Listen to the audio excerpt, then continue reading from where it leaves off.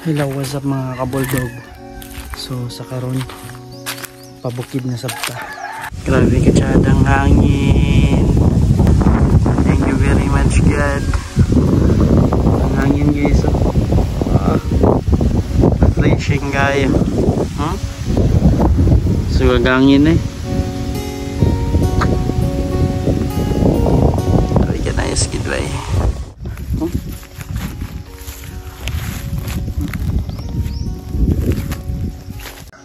So shout out sa akong mga solid supporter dira.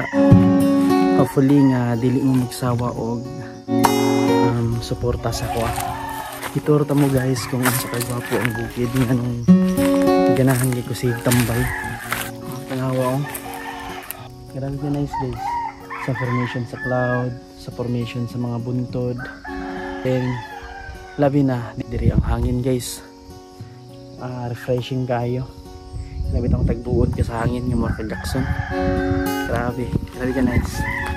Itublo na ko ang barangay at Tuyon. Ang favorite spot na ko na dito guys. Ito guys oh.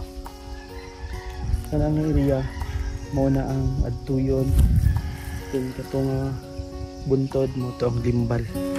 So nakita ko diri ang poblasyon Pangantukan. Ito ra guys oh. Ito itong area, mga building. So gwapo kayo guys kung nalang tayo drone. So dili man ta ka-afford. So yan as long as nga makakita lang nako anong ganahan ko sigulik-balik sa bukid. Kuan man good guys, nakasanayan na pud nako ba nga gatambay ko og bukid kay wala lang gakamis lang ako, ganahan lang dito. So pud guys, kana bitong na may mga problem sa inyong kinabuhi, bukid ray katapat ana guys.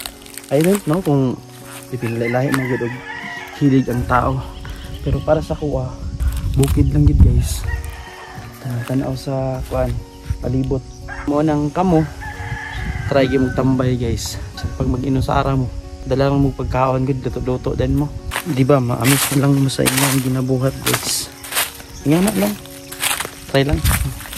And shout out day ko kay Nick Gerald Villarosa o Gromnick Rodriguez o sa tanan ng mga supporters na ko dira. Salamat kayo sa kanunayon nga pagsuporta, labi na sa Jero nga amuang nangatuan nga school. Padayon lang na ninyo ang nahibalan, ayaw ninyo kalimutan.